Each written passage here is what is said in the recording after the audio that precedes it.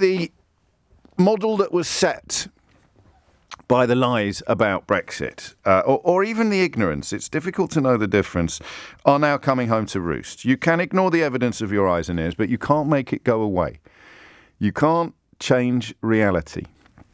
You can try, and of course, if you have a sufficiently totalitarian regime, you can sort of impose an alternative reality upon your population. One thinks of Joseph Stalin or Pol Pot, perhaps, or more recently, more modernly, Kim Jong-un, possibly to a certain extent, Saddam Hussein. You can or Donald Trump, of course, has persuaded half the country, or at least a significant swathe of Americans, that maths doesn't matter and that numbers don't do what they have been doing since the ancient times, and that he actually won the election, which he lost. So you can, if you are a demagogue of sufficient depravity, you can persuade people to believe things that are categorically not true. But usually the truth will eventually emerge. And Brexit being this sort of, what would you call it, the platform upon which this entire government is built, is now becoming unignorable. The realities of Brexit are beginning to bite. The most passionate supporters of it are already reduced to saying, well, that's not as bad as it could have been, therefore we win. I mean, it's worse than it was before, but it's not as bad as it could have been. We win. Imagine any other context in that, where you lose a game 10-1 and you find a pundit who predicted 10-0 and start, I don't know, dancing around his house waving placards saying, ha, ha, ha, ha, you know nothing. Your team's just lost 10-1. You scored one goal and you're behaving as if you've won the FA Cup.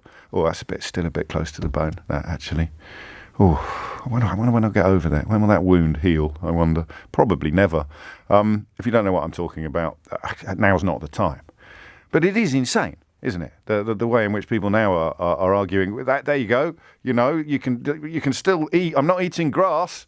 Therefore, it was a brilliant idea to impose economic sanctions on ourselves. I've still got a house. I've still got a job.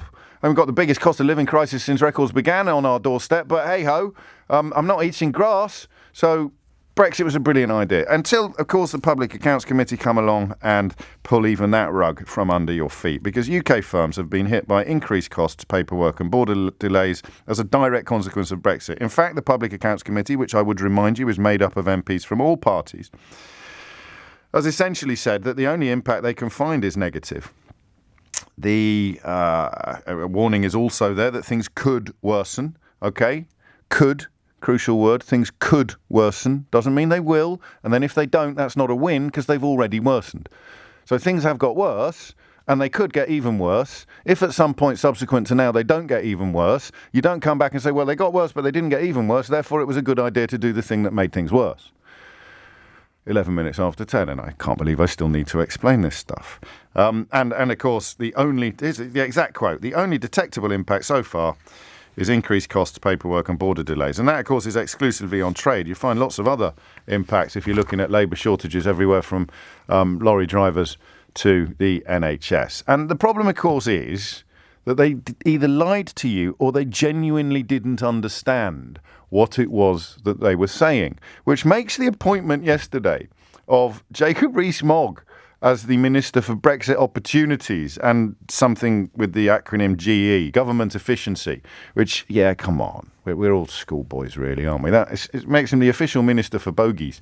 He is charged with looking for Brexit opportunities 6 years after telling you that voting for Brexit would be a really good idea, and slightly fewer years, 3, 4 or 5 years after telling you, well, I'll play you a couple of things that demonstrate just how wrong he is or was, and indeed always will be, about what he sold you in 2016. We'll begin with a little interview he gave to Susanna Reid at Good Morning Britain, in which he demonstrates not only a complete ignorance of what would be rendered inevitable by leaving the single market, but also a rather arrogant belief that he's the one that understands things.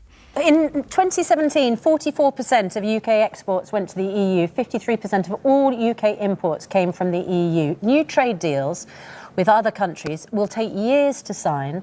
They will not compensate for our loss of trade with our biggest trade partner. Well, what loss of trade? Well, because if we put tariffs up and costs go up and we put barriers in and we lose just-in-time transporting, you know, we're putting up massive obstacles. But why are we going to put up these obstacles? Because you're suggesting we come off a cliff edge? on the No, I'm 29th suggesting- and we don't have a deal. I'm sorry to say this is all complete invention. There is no reason for the British to put any obstacles to imports from the European Union when we leave. None at all. No tariffs, no non-tariff barriers. Indeed, it's an opportunity to reduce tariffs and tariff barriers against the rest of the world, cutting the cost of imports from the rest of the world, which are very often more competitive than those coming from the European Union. So it's a really exciting opportunity for us. And you're assuming, if I may say so, that the government would decide to punish the UK for leaving. Why would any government do that?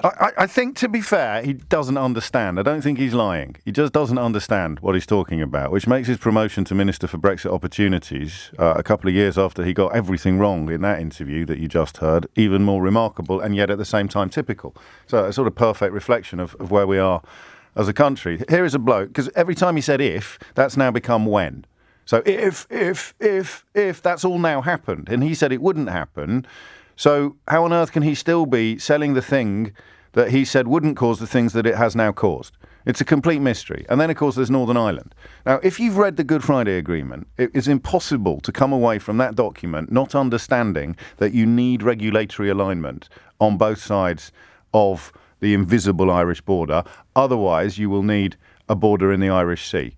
If it's part of a country that is not in the single market or the customs union. I don't know why I struggled to explain this to people.